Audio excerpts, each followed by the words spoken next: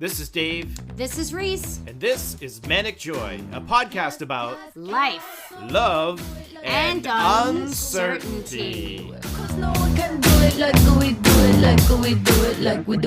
Hello, friends, and welcome to episode 5 of Manic Joy. This is the college edition. Woohoo, college. Look at that. We've been through life, we've been through love, we've had some uncertainty, we've been to high school, and now here we are. The pinnacle of before adulthood. Yep. The college years. Fall of 1992, a young Mr. Dave and a young Miss Reese are heading off into the wild unknown. The college time. So we're probably around 18 years old at this point. Here's what was happening in the world in September of 1992, Reese. The 90s were the best time. September 9th. Yes. Howard Stern appears on the 9th annual MTV Awards as Fart Man. Farts. It always comes back to farts. Was that a hero for you? Yeah, they zoomed him in. Flew in. He came down ropes. on what is that called? Wire. On the harness and and he had his butt cheeks hanging out of the back of the thing. Yes, Fart Man. Good times. Brilliant. September 10th, 1992. Lucy in Peanuts comics raises her psychiatric help from 5 cents to 47 cents. Inflation. There it is. That's what happens. Yeah, times change. You learned that in economics in college.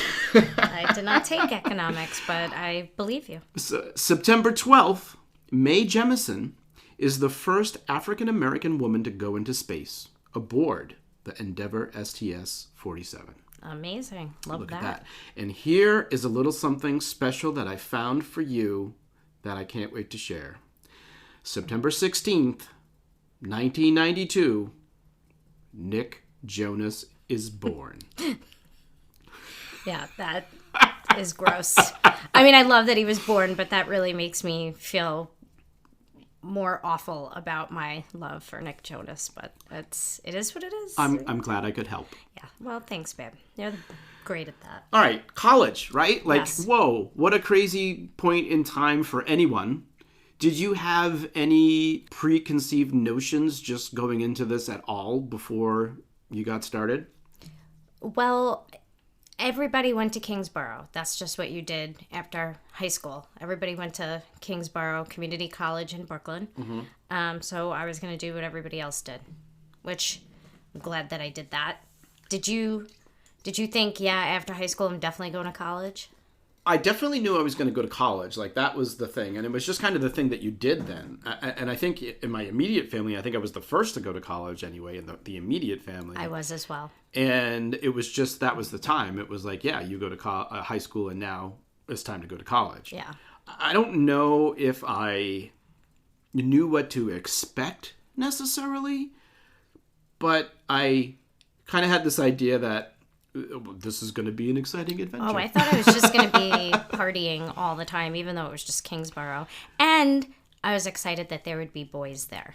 That's right, because you're coming from an all-girls school into Catholic the college high school. experience. Yep. So I got to wear normal clothing and be around boys. So that was very exciting. And Kingsborough had B91, the rhythm of the city, the best radio station growing up, played all the house music.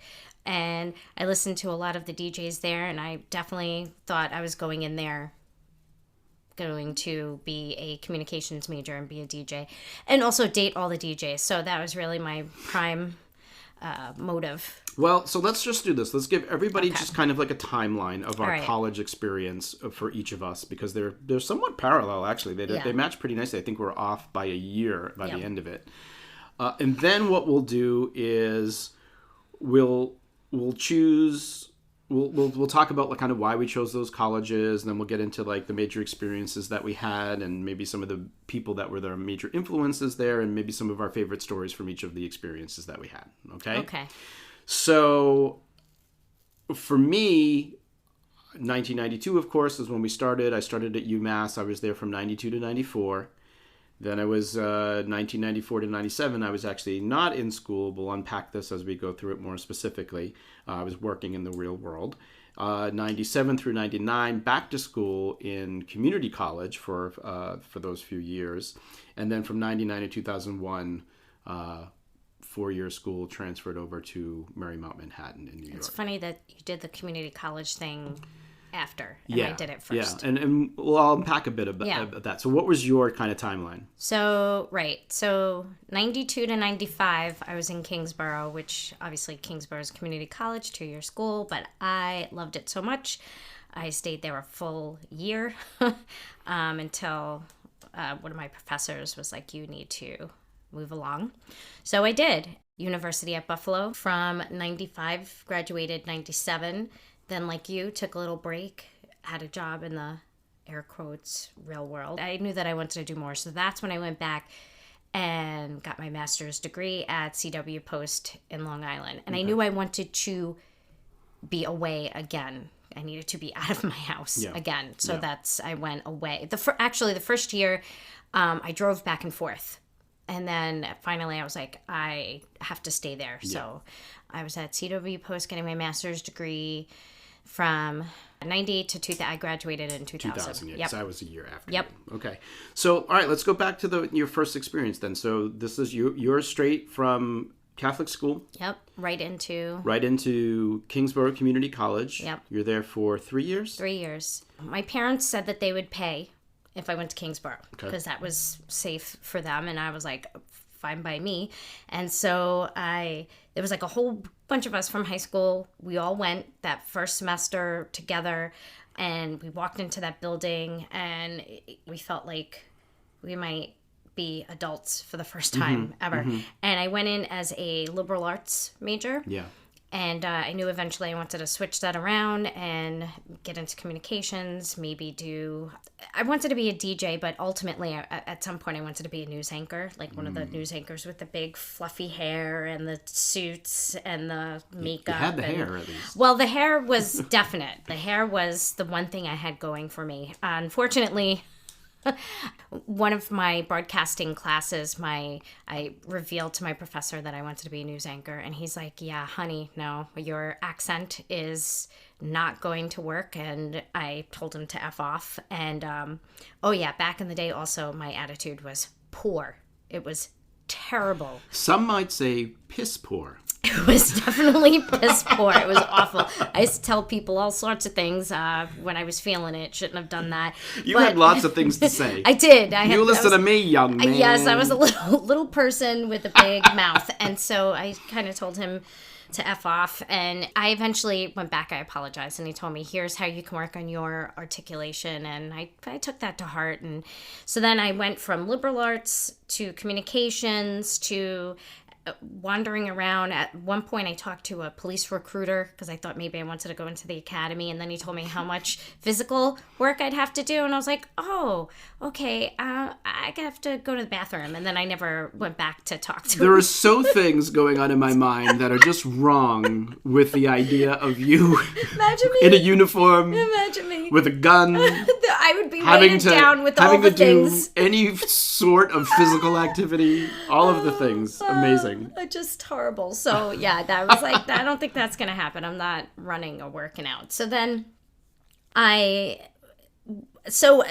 I did that first semester, I did terrible because I realized that I didn't have to go to class if I didn't want to. So I didn't. And I made friends with this kid that did magic. And also Kingsborough had a beach right outside the cafeteria. So I'd go to the beach with this kid. I think his name was Mike. Everybody was named Mike. And then we went to the beach and he taught me magic tricks. And then I would go home and show my mom, and she'd be like, is this what I'm paying all this money for? I'm like, yeah, basically. She's like, but they're good tricks. I'm like, yep. And so then my parents saw my GPA was terrible, and they're like, you got to step it up because we're going to not pay for this anymore. And I was like, okay. So then I started to, I was still hanging out and cutting class and being a turd. But then a friend of mine was like, hey, they were auditioning for this play. Why don't you come audition? And I was like, oh, I'm outgoing and lively. I'm sure that'll be great. So I went and I auditioned, and that's when I got into theater. I got a terrible part. I had one line, which was, may you go on enjoying your wedding wheat. It was a Garcia Lorca play. It was very heavy, Give but it I to me. enjoyed Wait, it. hold on. I want to back that up a little bit. Give me the line. Dramatic reading.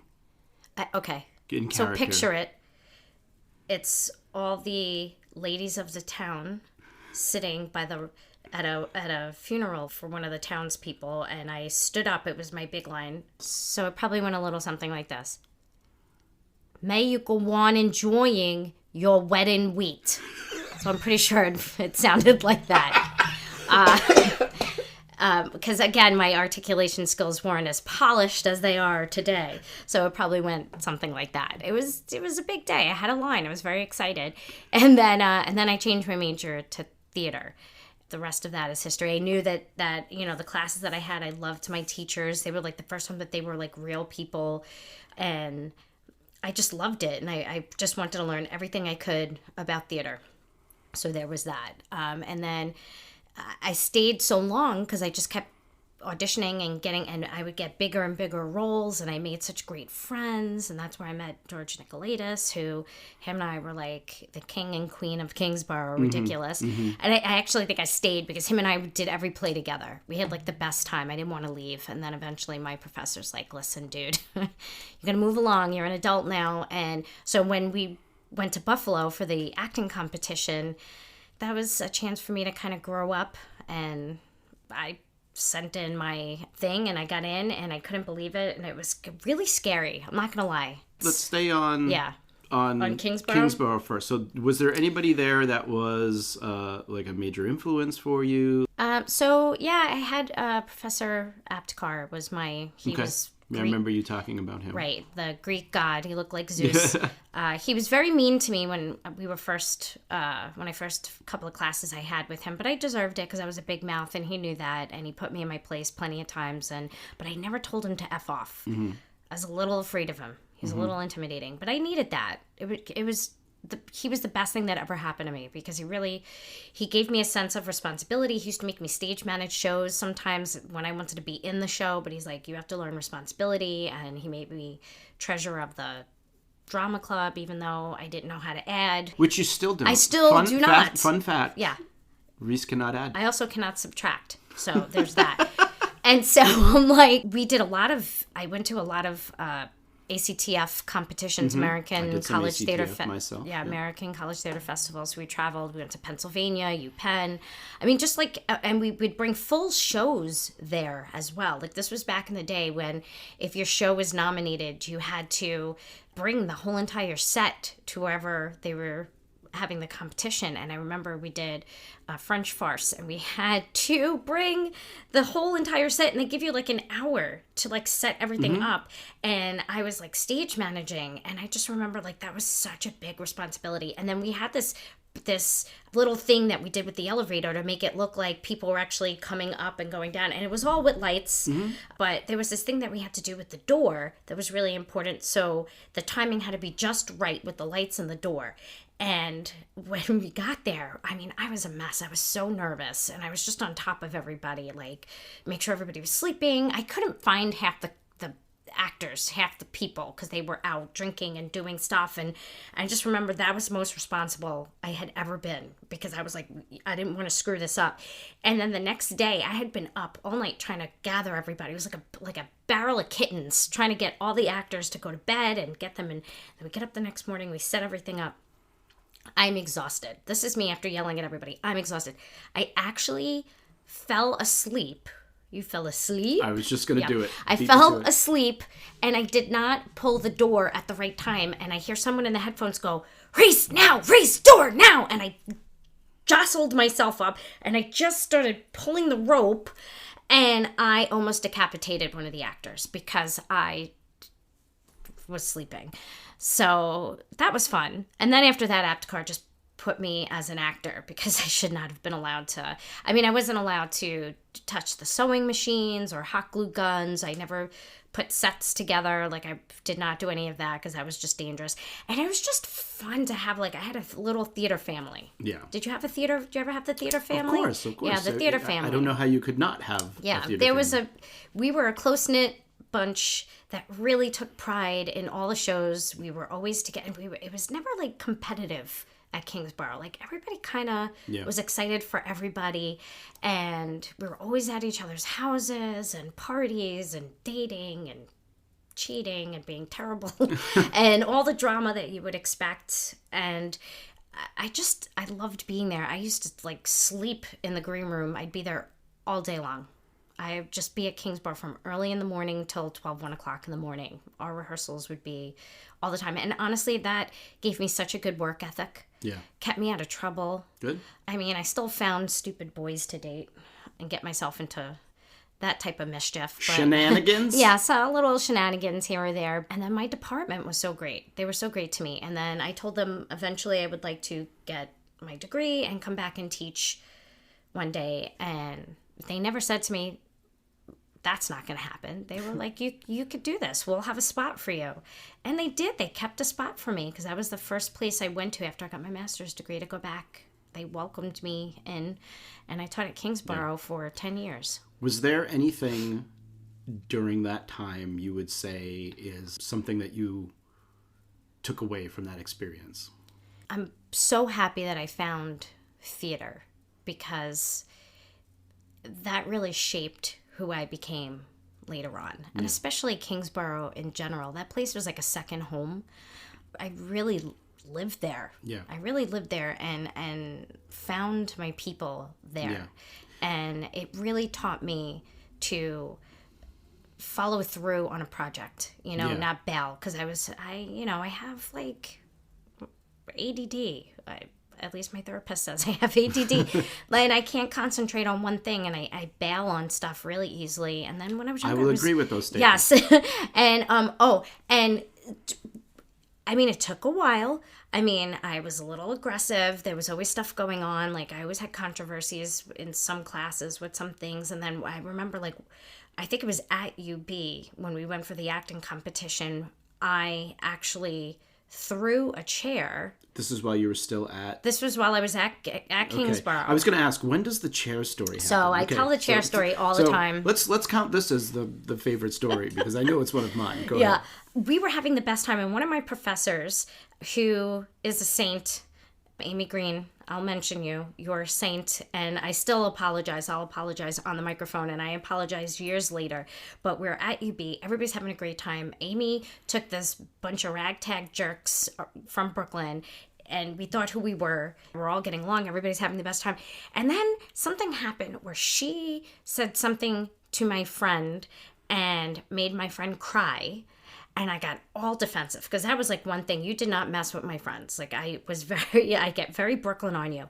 And I was like, I flipped out on her and she walked away from me, and you don't do that. And I picked up a chair and I hurled it at her. And people from UB, like people that actually went to that school, were like, whoa, like they were so scared. And my friends were like, yes, because you could tell the difference between Brooklyn and Buffalo.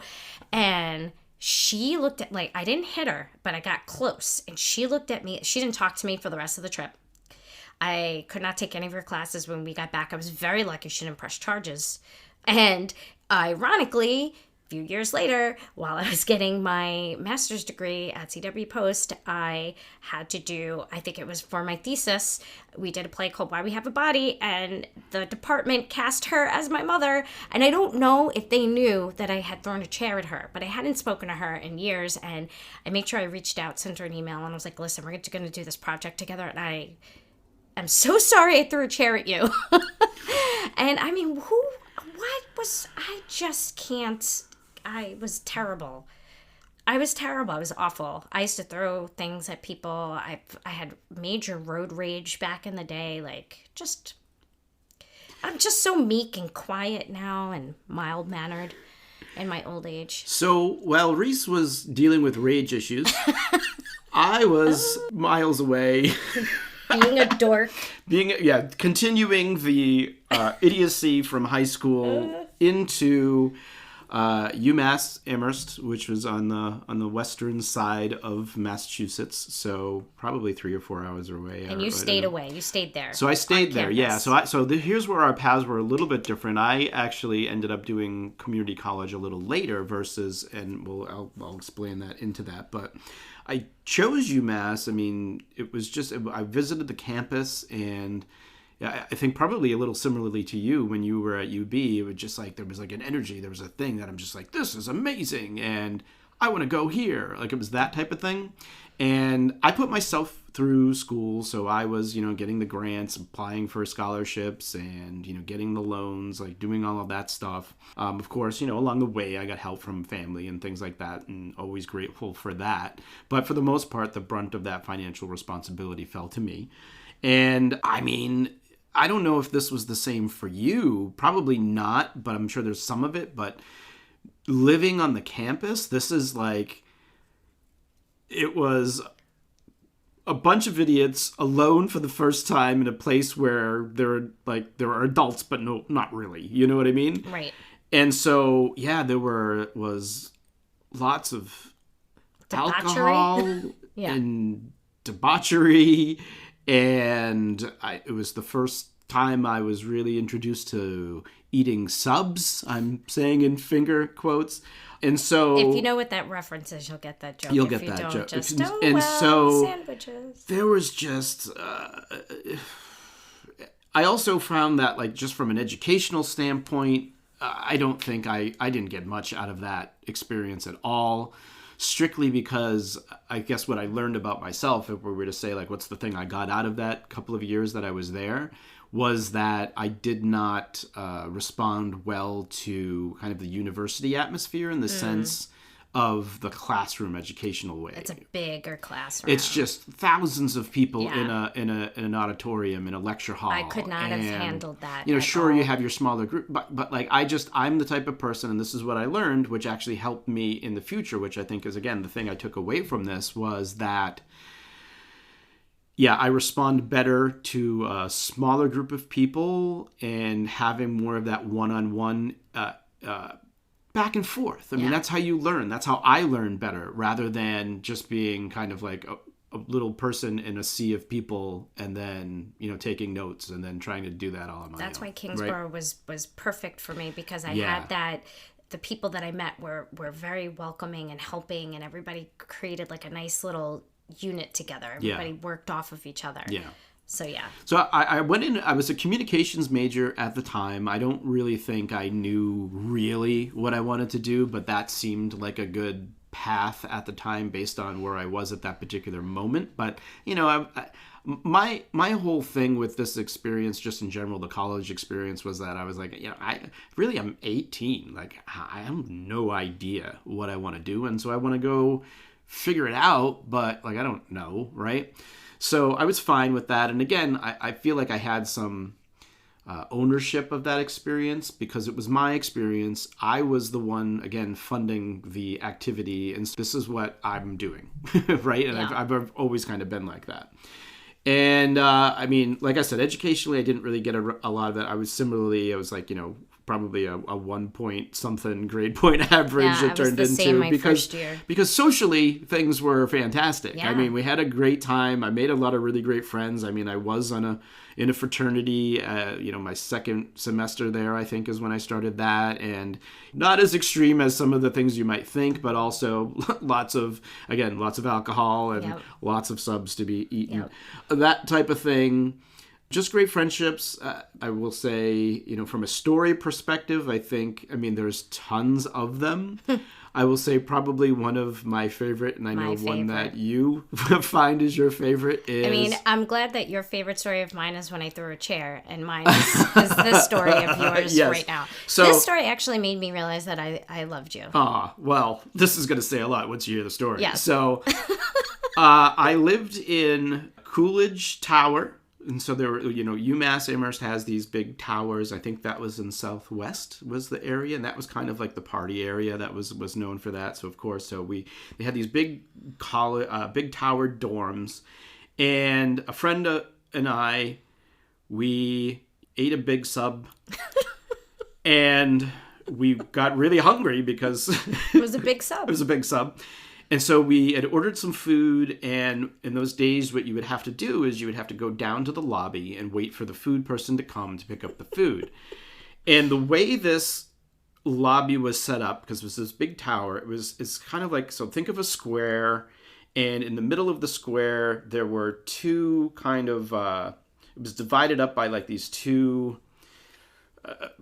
rooms. Like one was the lobby where you get your keys and that type of thing, and the other was like a mail room or something like that. It's a lot of detail, Stephen King. Well, because it's going to make sense in a second, Stephen King. So we were at one part of the door, or one corner of this square, and it's like a big open area except for those things in the way. And while we were there waiting for the food, I'm already laughing. Yeah, we ran into two girls from the floor that I was on that we knew, and we started chatting with them.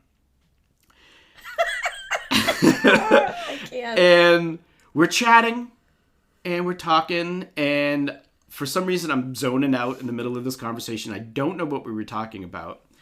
But I'm in my head, and I'm like, all of a sudden, I'm having this conversation with myself, and I'm like, oh, I need to fart. And I said, oh, I'll just fart, because they'll think that's cool. I can't deal with it. And so, It's the best. So now what happened is I'm like, yeah. And so I start to release the fart. But then as I'm releasing it, I'm going, and then I go in my head, I'm going, no! Abort No! mission. And so I tried to stop it, but what that did was propel it. So this big, like, so because of the openness of this thing, There was an echo. It made an echo, so it was like this thunderous, like... And so now everybody just stopped, and my friend and I looked at each other, and we just kind of didn't know what to do, and so we just... And this is the best part of the story. story. And so we just ran away. They ran away from the girls. So it's not enough that Dave thought it'd be cool to fart. But instead of saying, I'm sorry, I don't know what that was, they ran... Or excuse me, or whatever. They ran away. We looked at each other with panic, deer in headlights panic. We ran away. And we ran away. But, again, this is where the layout of this thing comes into play, is we ran to the opposite corner of this lobby, but they couldn't see us, but because it was still this big open thing, they could hear us being like... So...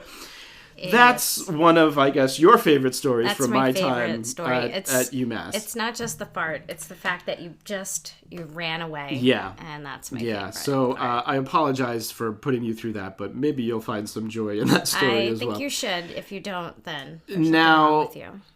Now, so I was only there from 92 to 94 because after my second year, something happened with my financial aid. Like I went down to like check in. You have to get all these forms and you got to do all this stuff. And they lost some of the forms that I was supposed to get it. Well, I did get them in, then they lost them because I remember having this argument with them.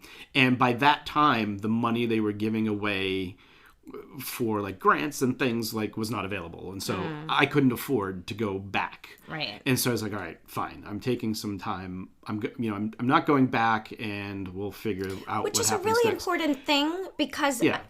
Sorry to interrupt, No, please. But students today, if college isn't the thing for you at the moment, it is okay to take a break. Like it's really, no matter what the situation is, college doesn't go anywhere. You could take a break and come back, which is what you did. But and you need, I mean, you didn't want to. I would say you got to get a job and you got to, of course, of course. Yeah. But, I mean, there's nothing wrong with taking that break. So go ahead, sorry. I'll stop it there, or do you want me to move into my second part and then we'll go to your second part? You can keep going. I kind of wanted to add when you're talking about subs. Okay. That Kingsborough's the first time I had a sub, and I was like 20. Mm-hmm. And I wound up getting mono. So that was great. That's what happened with that. I lost a lot of weight, which was cool. So the sub gave you mono? mono? The sub gave me mono. All right. I'm gonna take the story back. So from 94 to 97, then I was kind of figuring out what I was going to do. I had a buddy who got me, I had a buddy that worked at UPS in Chelmsford, and I got a job there, and it was one of those. I loved the job. It was one of those part-time jobs with like full-time benefits, and you could work more hours if you wanted to, and work multiple shifts, and it was really good for me. In terms of, I enjoyed the work. It really played well into my OCD because it was all about like... It was like Tetris for Yeah, you. it was like loading packages. It was like unloading packages, and there was a physicality to it. I loved being... there were people that were sorters, which I eventually worked my way to being, and this is where you have packages coming at you, and you have to read the label and then not look and like put it on the right belt so it gets to the destination it needs to go and like start to... And so I had a blast doing this thing. That just sounds terrible. I was also at one point a trainer there, so I would train new hires as they came in and on those jobs and those types of things. And so I really loved that. And during that time, though, I was up there. I remember specifically, I don't know the exact moment it was, but there was a moment in time where I was up there and I'm doing my thing. I'm sorting the packages and I'm looking down the aisle because there would be like, I don't know, maybe 8 of us sorting packages at a time on this one like area. And I remember looking up and seeing some of like the older guys that were working there. And I was just like, I had one of those like, I don't know, moments of like seeing myself at that age doing that. And I was like, I don't think that's where I want this to go, right? In terms of just my life in general. It's good. It's a good for now, but not a good forever. Right. Kind of thing. And so that's when I was like, all right, I've actually got to figure some stuff out, and I got to go back to school. And that's where I approached it differently this time. Having learned, what I learned going to UMass to start, it was this idea of, all right, well, and this is how I kind of usually think about things from that point on, is like, all right, how do I get to where I want to be, and how do I do that in a way that makes it possible? And UPS had a tuition reimbursement program if you worked like the overnight shift, and so I did that. I shifted I changed my work schedule, and I went to the community college, which was Northern Essex Community College. And funny that I've been to your community college that you went to when you were teaching there, right. And you've been to the community college that I've went to because you teach there now, right. Which is just a weird kind of funny connection there. But I decided, okay, I'm going to go to college. Well, you were older, you had some experience. Right. So now your decisions were a little bit more And I think the key cohesive. thing, and we'll get more into it, I want to go back to you to your next kind of part of the journey, but it was definitely a point in time where now education was more in the forefront because I was ready to learn. Whereas I definitely was not ready for that at UMass, I don't think. Yeah. Yeah. Yeah, because it's your first time away. Yeah. You're 18, and it's more fun to party than to learn anything. All right, so that gets me from 92 to 97. Mm-hmm. You were at 92, 3, 4.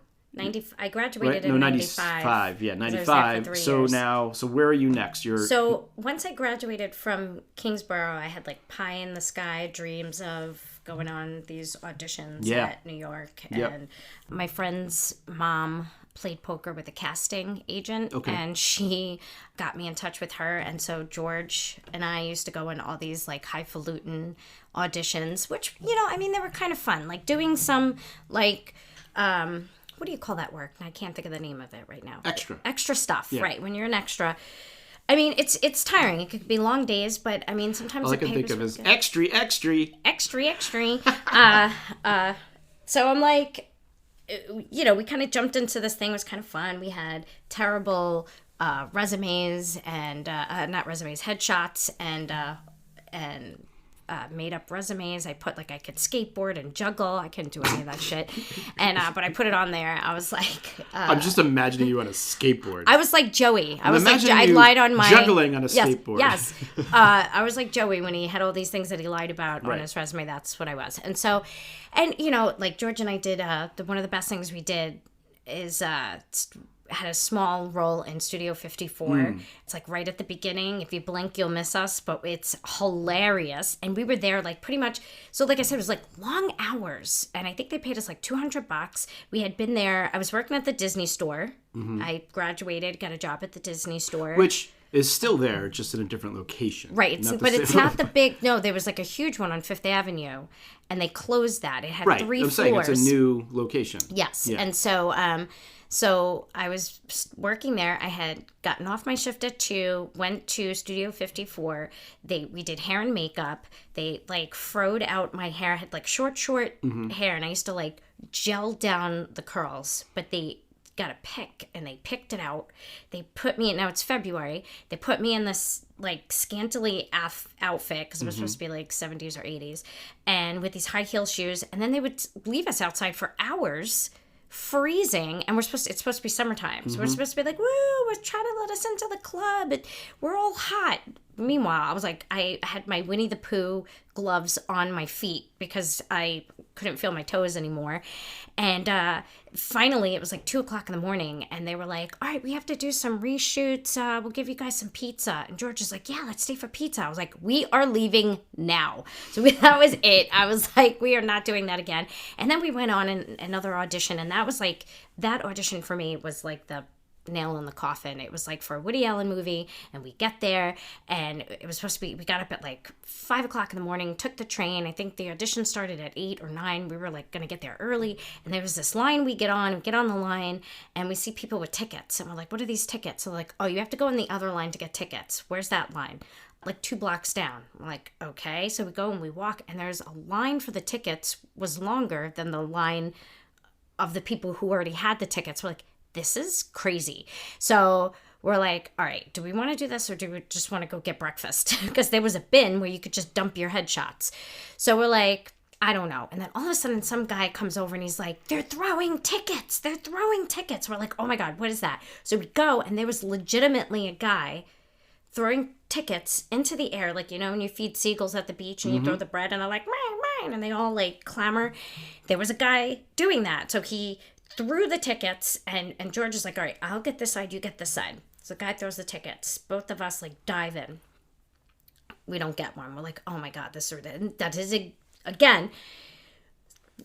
George gets a ticket. It was like Willy Wonka, but like horrible, worse. And this woman gets jacked. This old lady, she's in it, and someone like jacks her. She gets a ticket, someone jacks her, takes her ticket. We're like, oh my God. So I look at George, he looks at me, and we're like, so George gives her the ticket, and we're like, let's just go eat. And then we found this restaurant, handed the woman the whole entire menu, and said, well, yes. We'll take it. We'll eat it. And that was it for me. I was like, I'm not doing that anymore. And that's when I decided, all right, I think I'm gonna. Wow, did I just tell that whole story? And I think that leads me to CW Post when I'm supposed to be talking about Buffalo. Right. Yeah. Wah, wah. Well, that's what got me to CW Post, but Buffalo was natural. Buffalo, I went from Kingsborough. It's a dumb story. Wow. I should have went to Brain College. What? Okay. Wow, I just told that whole awesome story. I actually love that part, though, of my life, being in the real world. When you tell about, like, the UPS thing, it's like, that was my real world moment there. But, yeah, right after Kingsborough, I went straight to UB. Okay. And that was a lot to take in, because I went from, my parents basically doing everything for me, and they did not want me to go. It was really bad. Actually, I will tell this story, even though I probably shouldn't, but I tell it all the time.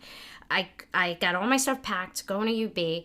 My mom was going to come with me for homecoming that week. We were going to spend a whole week together. I know this one, yeah. Yeah, and I wanted her to come with me so she could see the campus. And, we had the best week together. We found some guy that drove a limo. I don't know how my mother always found someone that drove a limo. And she paid him, and he took us everywhere the entire week. It was amazing. And on the last day, when she was leaving me, I was sitting on the bench with her, waiting for the limo guy to show up. And she turned to me and she goes, I just wanted you to know that I have cancer and I'm gonna die in 6 months. And I was like, what? And she was like, okay, no, I don't, but I'll give you a puppy and buy you a brand new car if you come home. So just so you get a clear idea of how my mom's tactics would work and where I got my flair for the dramatic, I was like, no, I'm going to stay here. And I stayed. And the first 2 weeks of Buffalo were very difficult because I really missed home. I was very How far homesick. away was it? Was 8 hours away. It's funny because you don't get that. You don't really get that when you think New York. You don't think it's like that far away. But it was right? freaking far. But Yeah. I was right by the Canadian border. We go to Canada all the time. Yeah. And duty free. And it was really difficult because I had to learn how to wake up by myself, feed myself, clothe myself, do my own laundry, a whole bunch of things that I never did before. I was in a room, I was in a quad, Porter Hall, with 3 other girls from different places. And I wasn't used to being in a room with 3 other people. And so that was really frustrating because one of my roommates every morning would get up and shower, and you had to wear your flip-flops in the shower, and she had her Tevas, and I was the last one to get up, and everybody else was off doing whatever, and she would get up. The other 2 had boyfriends, so half the time they weren't in the room, but it would always be this one, and she'd come into the room, and I'd hear that was her sloshing around in her Tevas. And one morning I just kind of woke up because I was like, what does she do? What is she doing? And she would model in her underwear in the mirror for 10 minutes.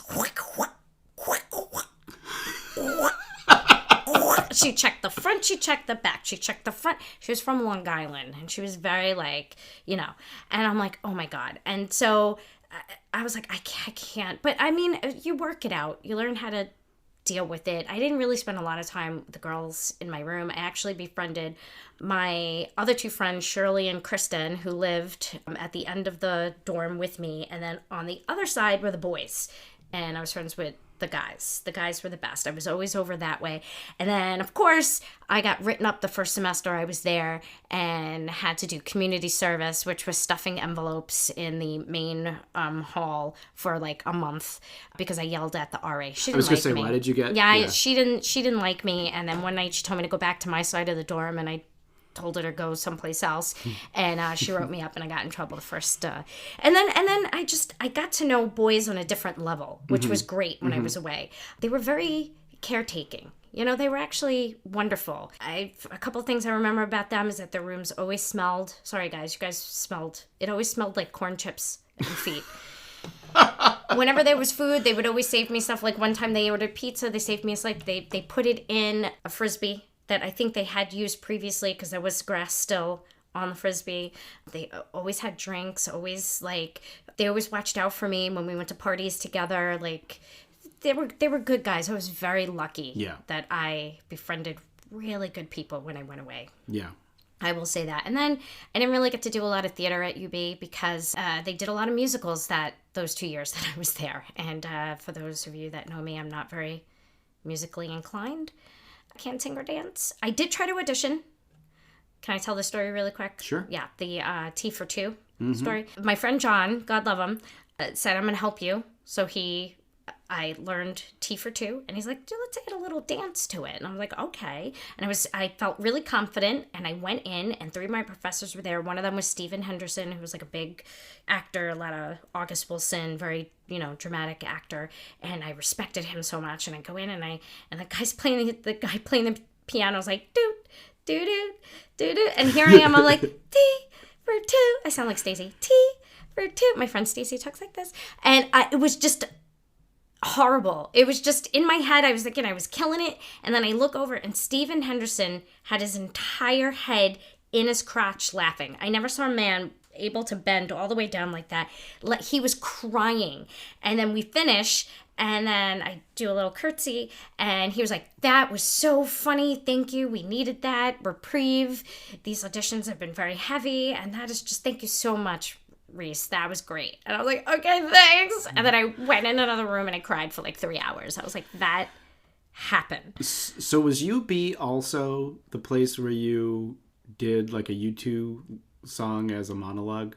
No, that was my first acting class at Kingsborough that with was Kingsborough. Apticar, Okay. where it was the first time I ever did a monologue, and I didn't know what a monologue was, so I just took a U2 song, and I just said it. I acted it out. And he was like, okay, Bernardo, stop. There was a couple of times in class where he would give me the Bernardo, stop, that's my maiden name, stop. And that was that. Yeah. UB, that's where I did Tea for Two. Okay. And yeah. It's great. Yeah. But again, made some great theater friends there too. Yeah. So that was fun. Was there anybody there that you can call out? I mean, you called out Apticar at Kingsborough. Yeah. Was there anybody at UB that really had an influence? I didn't really have a connection to anybody, but I can say that Kathy Norgren was the first teacher I ever had. She did a costume class, and I didn't really want to take it. I didn't, and I didn't really know Kathy from a hole in the wall. And she comes into class, and she had all these books and coffee, and she's late, and she's coming in and mumbling, and she throws the books down. She starts cursing. She's like, I'm so sorry, I'm so fucking late, and blah, blah, blah. And she just kept throwing F-bombs. And I'm like, I love her. She was brilliant. Unfortunately, I only had a few classes with her. She was one of those teachers where I also got to go to her house a couple of times, which was great, and did a lot of ACTF, where she took all of us to she was the one in charge of all of that. So I would say, like, she was great with mentoring me. Unfortunately, I did not have enough. I wish I had more classes with her. But UB wasn't about theater at that point. It was about me kind of learning how to take care of myself and eluding a lot of situations that could have been potentially bad. But like I said, I made good choices, and the guys that I was friendly with really took care of me, even though, like, I had my moments. But there was actually this one of our friends, he sometimes had, he was like a big mouth, and I was also a big mouth, so it was like always two big mouths. And one day all the boys were just hanging out. They didn't want any girls in the room, and I was like, whatever. And I camped out outside their room, and I was listening in on the conversation, and he was saying, like, the rudest things to my boyfriend at the time, like, about me. And then my boyfriend didn't say anything, and I was like, what? So I was out in the hallway drinking Boone's Farm. Boone. Classy. And I gangbust through the door, and I'm like, who do you think you are talking to me like that? And you blah, blah, blah. I used the P word at the boyfriend, like, you don't defend me. And I spit at Alan. And while I was yelling at him, his mouth dropped open, so when I spit, it went right into his mouth. And literally a week after that, we went to go see Ace Ventura: When Nature Calls. And, there was the whole spitting scene. And the boys were laughing so hard and pointing at me. I'm like, yeah, I know. Sequenche ocho. I know all about what I did. Shikaka. And so, yeah, I spit in this kid's mouth. And he didn't talk to me for a whole semester. Also, when I first got there, we sat around in a circle with people in the dorm, and everybody said, where you're from. And I said, I'm from Brooklyn. And like 3 of the guys on that floor were scared of me because they thought that I had a gun, that all people from Brooklyn had guns. And so, like, for the first couple of months, I'd come up, through the stairs and walk past their dorm, and they would slam the door because they thought that maybe I might shoot them. And then, they thought it, but after, like, they warmed up to me, and then I spit in Alan's mouth, they stopped talking to me again. So that was UB. Woo! So 1997 to 1999. Little Davy is... Yeah, let's go back to Little Davy, please. Is at Northern Essex Community College. I'm actually double majoring, not until a little bit later. I started as a journalism broadcasting major and later added theater when I got introduced to that world. This was local to home. I was able to work. Like I mentioned, I did the tuition reimbursement program, did all of that. And as I was saying before, it was like at a moment where, like, okay, now I'm ready to learn and absorb all of this, education that is available to me, kind of thing. And just a whole different experience too, just that difference between commuting to school versus living on the campus, right? There wasn't any of that, so that was interesting. Yeah, I mean, I really enjoyed, I was somewhat of a decent writer or communicator, I would say. Is that why you were going to do broadcasting? Yeah, I thrived in the courses. Like we had like a production studio. I was really good at both being on camera, working the gadgetry and gadgetry and directing the cameras and doing all of that. I was really good at all of that. I enjoyed that. And then I don't even know how I was introduced to theater necessarily. I think I was maybe taking I don't know how it happened. I don't know how it happened if I either auditioned for something first and then was like, oh yeah, I like theater, I'm going to do that. Or was it that I took a class and then was like, oh, I should audition for this. I don't really know how it happened, but that's when I got into theater and really got the bug for that. Because what I did learn to or recognize is that, as many of you will probably know, I thrive on the crowd. I love being in front of an audience, whereas I think where we're different, crowds and doing all of that, although you enjoy it, leaves you de-energized. I'm exhausted. It drains your battery, where me, it fills my battery, right? Yeah. Although at the end I'll be exhausted, but I feel, so I love the attention and the applause and being the master of ceremonies kind of thing, or doing any of that, right? So I love that. And it's funny because I'm like I love it, but then I also hate it, and then I can't take when people want to give me compliments. I just you need to go crawl under the bed. Yes, I collapse into myself. And so, I had a really great college experience at that point. I feel like I really learned a lot. I was definitely getting, better grades. I got scholarships and things like that to leave beyond there.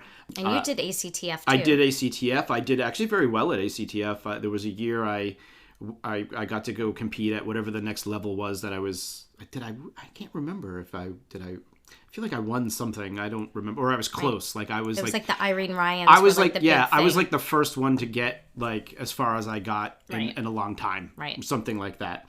And so that brings up, just some great influences there too, is in terms of, again, smaller classes, having these more engaging communications with the professors. Real quick, I'll mention Joe LeBlanc, who was the head of the advisor for the journalism program. And he was one of those people that was like somewhat demanding in what he expected of you, but he was well respected. And he actually put the school paper like on the map in terms of like it was like an award-winning paper, and it was recognized, in those circles. And I remember we didn't have a lot of interaction together, but when you're trying to find your way, you're trying to figure things out, and sometimes just encouragement from people means a lot. Exactly. And he just said to me one time, he just like off the cuff, we were talking about something, and he just said, well, you're a good writer.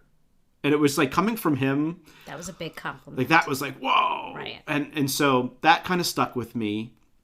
And then on the theater side of things, there was Charlene Kennedy and Susan Sanders. And they really took care of the theater program. I mean, up until you coming here, they retired recently. I mean, I don't know how many years it is now, but when we were first coming back to this area. Well, when I was in Kingsborough, they would come do things for ECTF at Kingsborough, and that was my interaction with them as well. And so just great people. Yes. And, Charlene and I, when it came to theater, she would direct a lot of the productions that we did.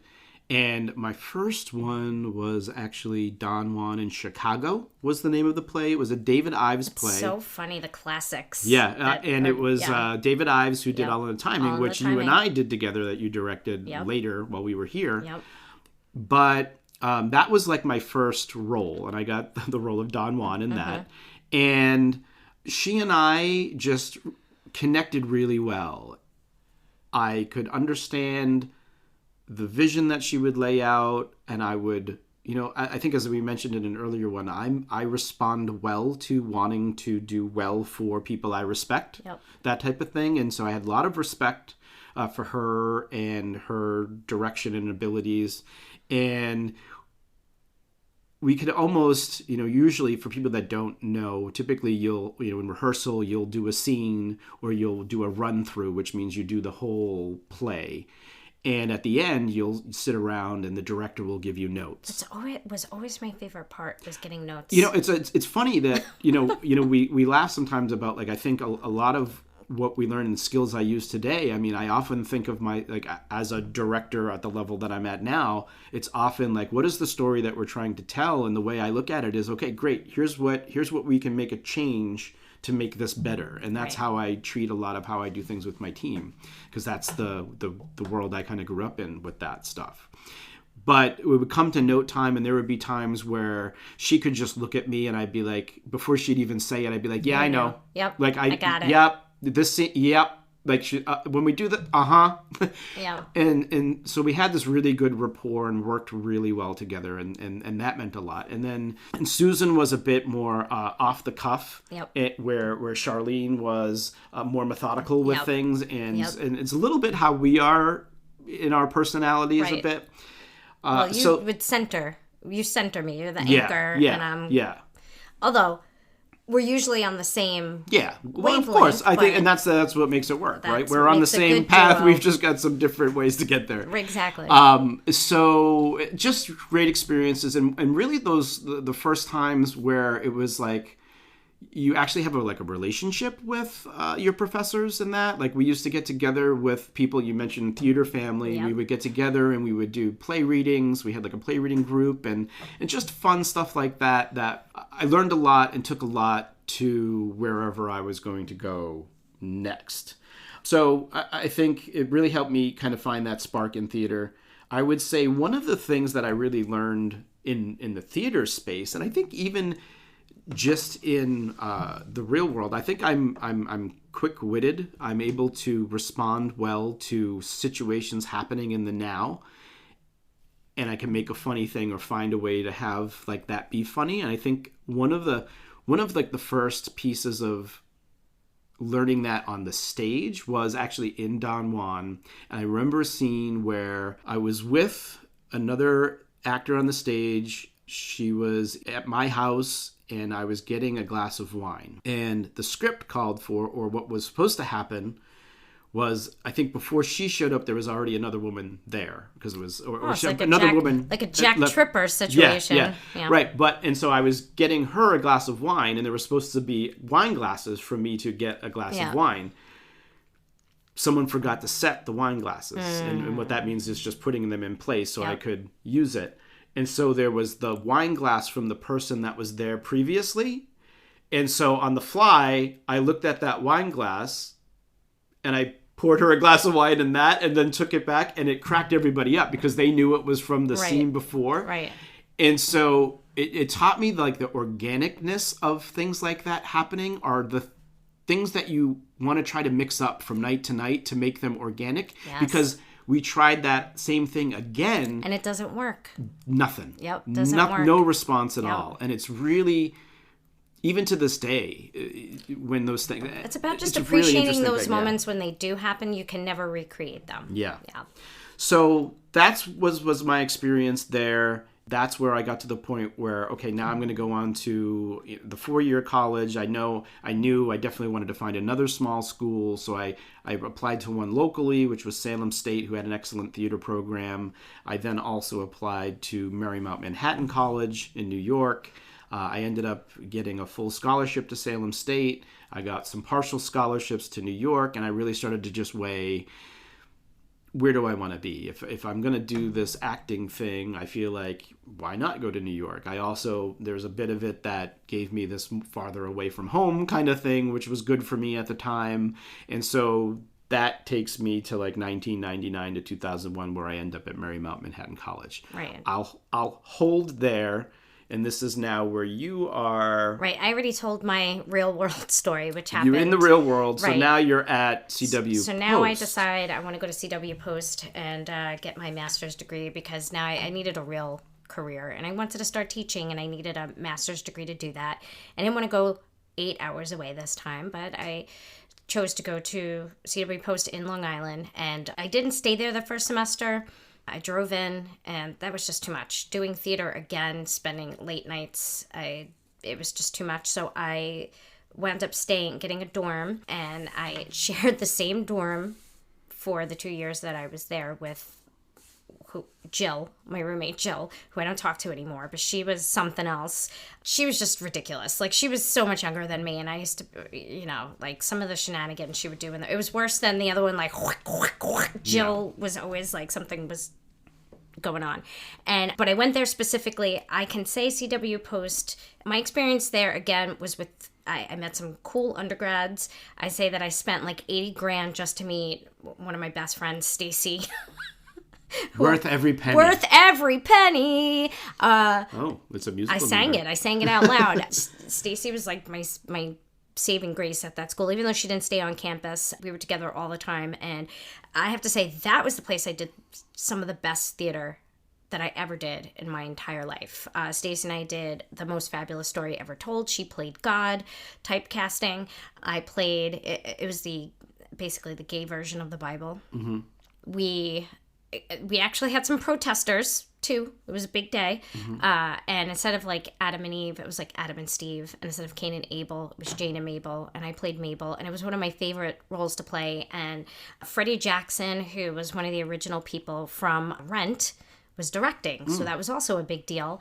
And she sent me to Queens to get hair extensions. She wanted me to have this long flowing hair because previously... I got confused for a second since you said it was a gay play. I didn't know she sent you to Queens. See, I see what you did there. That was a great joke there. Yeah, thanks.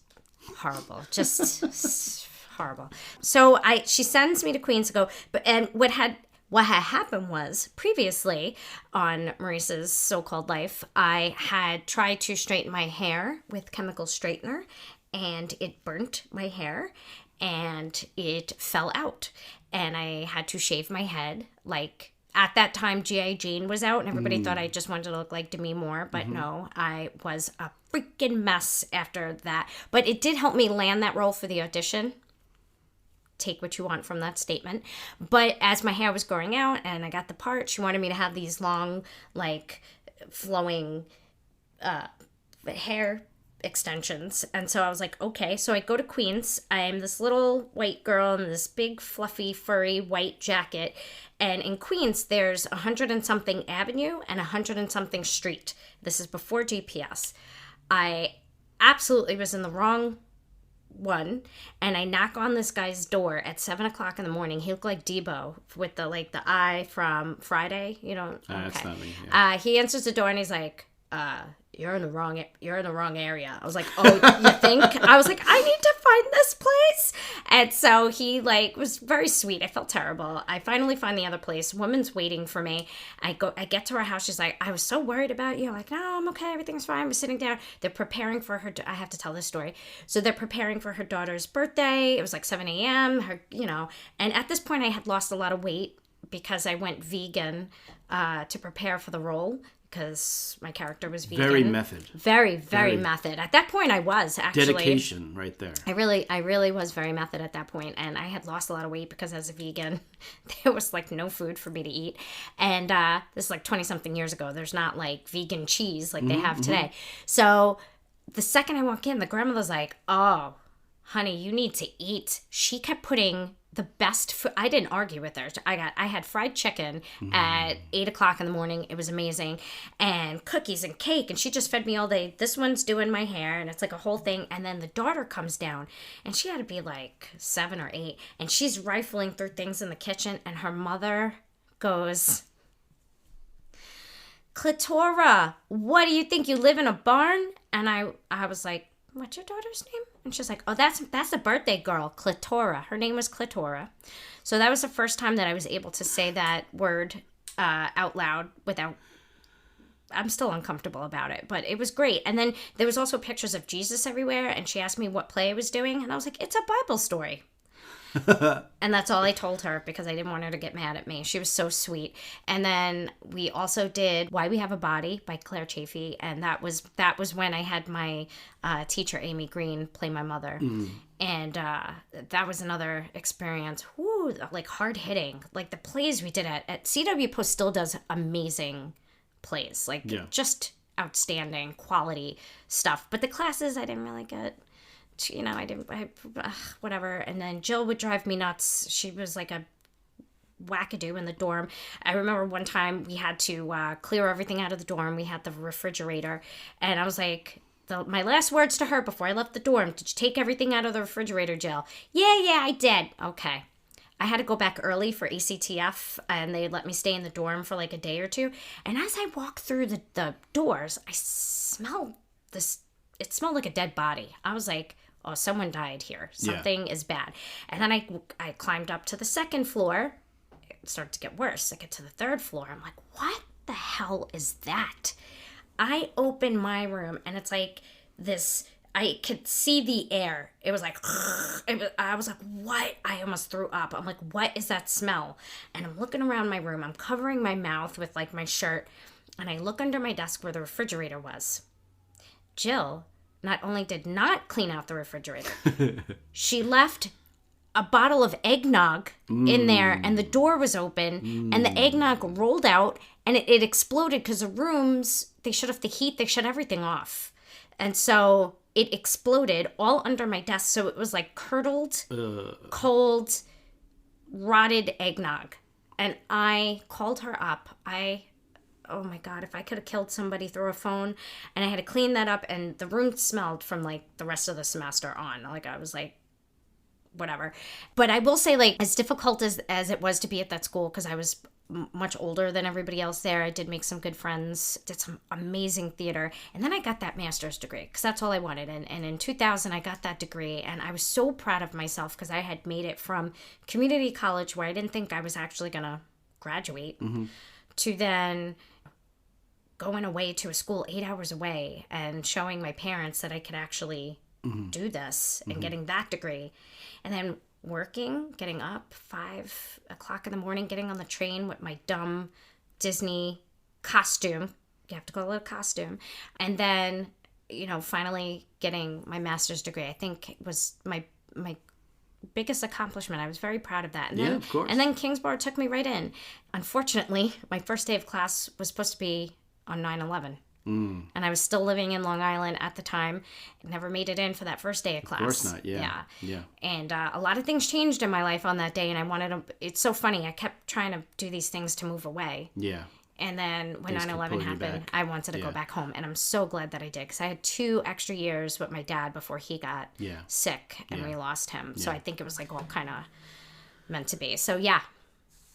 So you got You've got your master's degree. Journey. Yep. I'm still working on at the time I'm 99 to 2001. I'm working on a BFA in acting at Marymount Manhattan College. And my experience there was just great. And again, I mentioned this idea of, okay, what do I got to do to make this happen? Because again, still putting myself through that. So like, as I mentioned, I got some scholarship money. I also was working as an RA to pay for my room and board. I was also working as part of the recruitment department for the theater department. So I was working with those folks. And then I eventually got a job with an alum at the physical therapy office, where we both worked for a while. Yep. So doing all of those things to get to school and do that, it was just, again, great educationally. Again, I was ready to learn. One of the stories I love to tell is that I think the summer before I went out there, I found at Building 19. And for those who don't know, Building 19 is like a, it was magical. Let's say it's like a Marshall's or something like that, but like a ghetto version. For junk. Yeah, for junk. For and pure, so just like unadulterated garbage. Just random stuff. But sometimes there's like a good thing in there every once in a while that you might get lucky enough to find. What was the magical thing you found at? So the magical thing I found, 19. which again, I'm not saying this was a good thing, but it worked for me, was I found one of those... it was like a series of cassette tapes that was Kevin Trudeau's Mega Memory. Do you still have it? I have it on disc somewhere. That's not the same. No, I don't have the cassettes. Oh, okay. Because you know me and saving things. Yeah. But, also true. So for those of you who remember Kevin Trudeau, he was like one of those like snake oil salesmen on TV all the time kind of guys. But I was like, it was like $10 or $5 or something like that. And I was just like, all right, well, if this is stupid for $5, I'm not going to lose sleep over it. So I bought this cassette tape on this course on tape, if you will. And I followed it. It worked really well for me. I implemented all of the things. It was like some simple things that actually make a lot of great sense. Like when you're going to your classes, sit in the front of the class. Don't take notes while you're in the class. Set up a recorder, record the session, pay attention, ask questions, do that. Then what you do is you go back home or to your dorm, whatever the case may be, and you then listen to the recording, and you then stop the recording every time you want to take a note. And you try to keep your notes as simple as possible, just like one word or two or something like that are the key elements to take in those notes.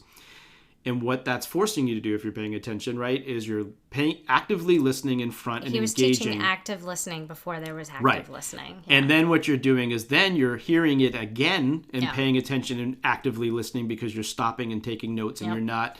The whole theory is, like, I think probably in what you would be more cognizant with in terms of active listening, right, is this idea of if you're writing, you're not listening, right? So you would pause the tape, you would take your notes. And then where it seems like a lot of time, you're actually getting more out of that time that you're putting in up front.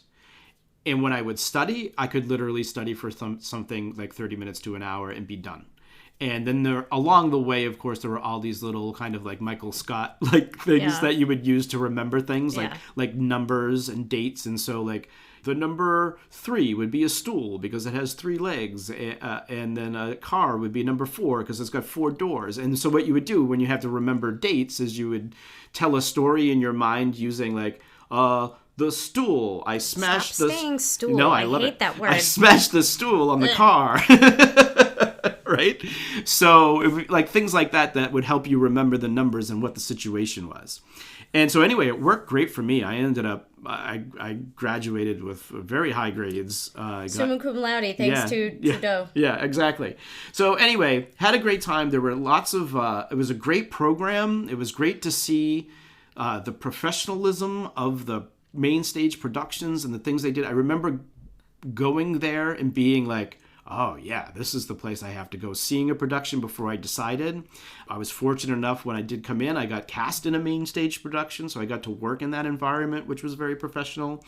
Just great professors and great people running the program. I'm going to name off some names here, like Mary Fleischer, who was like the head of the department, David Mold, who was one of the professors that I worked with was a professor that I worked with on like an independent study, but was also part of the recruiting department that I would travel with and do things with. Mark Ringer, who was one of the professors, particularly for like theater history and Shakespeare, an amazing teacher and just an all-around great person. Liz Swain, another acting teacher, Kevin Connell. And then, of course, to top all of this off, it was the big one, Bill Bordeaux, who was the one that I met at my audition, he started the program at this place. He had been around for a long time, just a big teddy bear. Yeah, sweet. But an amazing person who, if I think, one of my favorite stories from there, aside from just the relationships that I made with the people and the great friends that we made during this time, was being able to do, and this was not even just knowing him, working with him in the recruiting department, but we would do scene study, and I would work on scenes with him individually in terms of monologues, and then also I remember working on a play called Orphans by Lyle Kessler. Amazing play. I think I have his script. Yeah, we have it here. Yeah, we have it here. And worked on that with Andy Phelan, and this was just out of the kindness of his heart kind of thing that we worked on these things. It wasn't for a grade or anything like that. And I just remember getting so much from those sessions that for me, I look at acting as an interesting beast for me and therapeutic in many ways, because I think we all as humans wear masks all the time. And for me, acting was always one of those ways for you to remove a mask, meaning the mask that you wear on your day-to-day life, and allow you to actually be you, free of judgment from anybody, because you're wearing the mask of the character. Yeah. Does that make sense? Yes. And so that freedom to just release the things emotionally that you need to do that may otherwise have stayed bottled up was just one of the best things that I got out of this situation. So that's kind of my experience at Marymount. And if you're wondering, what happened in my kind of like theater days and stuff like that, it was really somewhere along the line, I got seduced by music, and as things do, my attentions shift. And I get really into something, and that's the thing that I want to master. And so, we started a band, and we were doing all of that. I'm surprised you didn't do more musical theater. You did a lot of straight plays. Well, it was funny because in the time, I still wasn't really. I didn't really sing. I did more, definitely straight theater. We did improv. We had a small improv group that we had a lot of fun with. I did that type of stuff. But yeah, I didn't. Right. The closest I came to doing a musical was whenever we were doing the main stage musical. For example, one of them was New Girl in Town that everybody was doing. I would make up songs to that musical and sing them in the hallway, so everybody would think that those were songs that were supposed to be in the show. Right. And so for New Girl in Town, I would walk around and be like, "New girl in town, that's what she is." And everybody would be like, "Oh, yeah." So, yeah, but it wasn't actually... I feel like our fate, though, we have to be in a musical together. I think, yeah, at some point that would be fun. That would be the musical theater world a little late in life. But... So we've talked for an hour and 20 minutes already. Wow. So I want to get to some other things. So real quickly, what advice would you give someone thinking about college? If you're going to take out student loans, pay them off right away. Yeah. I'm a little bit more extreme than you, and I would say do not take out student loans. Apply for scholarships, get a job, save your money, and pay for cash. All an option. Of course. But yeah, then make sure you pay them off. Yeah, because the interest will kill you, and that was my biggest regret. So if you could go back, this is my question for you. If you could go back knowing what you know now, would you have chosen a different path? No. Sometimes I do wish, but this is something I can do later on if I ever want to go back to school. I wish I did more stuff on the psychology side, but I would not have, no. Yeah. Sometimes I complain about the theater thing, but all I wanted to do is teach. Yeah. I love what I do. Yeah. So, good. No. Yeah. And we'll talk about that in another episode because I think you are really great at what you do and love what you do. So I do love it. I wish I would have taken some business classes just because I think whatever you decide to do, you really need to figure out how to make money at it. And I'm not a big believer in the whole starving artist BS. Right. I think that's just it's a way to be broke. I don't believe I in also it. think it's amazing what you did, shifting gears from doing medical billing and then becoming who you are today, which is just it impresses me all the time how you can switch gears and there's no excuse to be doing what you are unhappy with in life. Well, that was a big philosophy I always had. And let's save that for the career episode. Yes. So let's just go into audience questions because there are questions for us from there. Paul asks, how, if at all, have drugs, alcohol, and any other substance played a role in the fine folks that you have become? Well, Paul, we talked about it a little bit. I think, Dave went to hold in his farts now. Yes, I've learned to not fart in public. However cool I may think it will be, it's actually not going to be cool. Right. And also, I don't want to get mono again. I've already had it twice. Right. So, but I think that it was a part of that time when you're just alone, and I don't think it necessarily. I don't know if it. I think it unlocked some creativity in areas and then just allowed us to have some fun in other things and just do stupid crap. But I don't know if it had a huge role in kind of who I am necessarily. No, not at all. It was a part of the fun and moments, but whatever work I was doing just kind of happened because I put the effort in. Well, to play off of this, Bill asks, how many times did you fall asleep in your own bed? Oh, no, sorry. How many times did you fail to sleep in your own bed? Right. I'm like, a whole bunch. Yeah. Would have been the answer. So also, to this one, I would be like, a whole bunch. Yeah. How many times did you forget where your own bed was located? Several times. A whole bunch. Yes. And how many times did you forget where you were located? A whole bunch. Yeah. Joanne asked, I dream about college all the time. Does this mean that the best years of my life have passed me by? so I think like the best parts of my life are just about to happen. You know what I mean? Like, there's still... I agree. Yeah. Okay, so question from Alex. My college experience was a struggle. I jumped around a lot, switching majors because there was so much I wanted to experience. Now, after getting my associates in liberal arts, I finally know what I really want to go back to school for. I really want to return to school and pursue my dreams.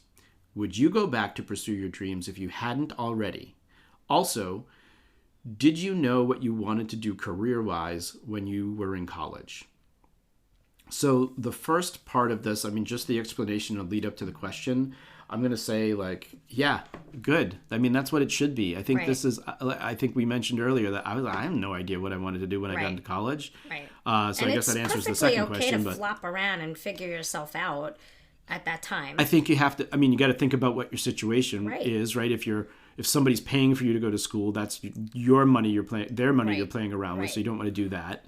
You also have to think about what's your situation. So if you're putting yourself through school, you obviously want to make better decisions that put you in a situation where you're not going to be beholden to your debtors and things like that, if that's the case. Yeah, I mean, if you know what you need to do, I would also ask, I think there's also opportunity to, where can you get real world experience? That's almost where I would focus first, is where can I go and what can I do without having to go to school and learn the things that I need to learn and be part of that, because I think there's some of that is also important, which will come into a lot of what we talk about later in the career episode.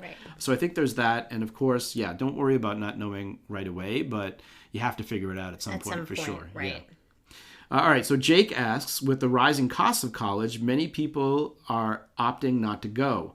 What are your thoughts? And then I've got a second part to that question. Which is the best and most important part of the question. What are your thoughts? So I think college today is much like high school in the sense that you kind of needed a high school diploma if you were going to do something. Right. And I think it's the same with college today. You need a college degree. Right. And it doesn't matter where that degree comes from necessarily. Right. It's the fact that you have the piece of paper, and that's what somebody is looking for confirmation of when you're applying for a job or doing something like that. Well, I'm in a pretty good spot in my career right now, but I would like it to go a little bit further. Yeah. And at some point, I'd like to get a PhD. I would not like to go back to owing money. Paging Dr. Reese. Yeah. And no, I'd be like Ross. Is there a doctor in the house? No, I'd be like Ross Geller, like a fake doctor. Yep. But no. All the PhDs listening to Manic Joy right now going, what do you mean, fake doctor? No, I don't mean it that way. But yeah, I'm like, I would find other ways of, maybe through the college. Sometimes the college will pay for schooling or do whatever I would have to do, grants, or I don't know. I would figure it out because I would not want to go through the loan hole again. No. So and then of course his second question is, when will I be a guest on the show? Yes. Soon, Jake. Soon. We're going to actually try to figure out some ways to get lots of you involved if we can, and would appreciate you playing along with our silly games if we can do that. Well, that is the college episode. Thank you so much for spending a good amount of time with us here today. I think we had a lot to talk about and a lot to share with this, because it's a big period of our lives, of course. And I think for many people, it's a big period. So we'd love to hear your stories. So feel free to reach out with those. Please make sure that if you want to send in questions or you go behind the scenes with us or get some special things that we come up with along the way, please make sure you subscribe to the email list. We'll include a link to that sign-up form in the show notes for this episode. Also, make sure wherever you're listening to this podcast, please be sure to subscribe so you'll be notified when new episodes are out. And if you are on Apple Podcast or wherever you're listening, please do leave us a review. We would love to get more people listening to this show and get that podcast ranked up a little bit higher so it's get found by more people. We were close to breaking into the top 100. I think we peaked at 125. So reviews and you sharing and letting people know and ratings help us get found. So let's try to break 100. All right, friends. As always, thank you for your attention. And remember, life is a group project. Be kind to each other. Yow. Bye. We got the right stuff. We put the hammer right down. Wanna be like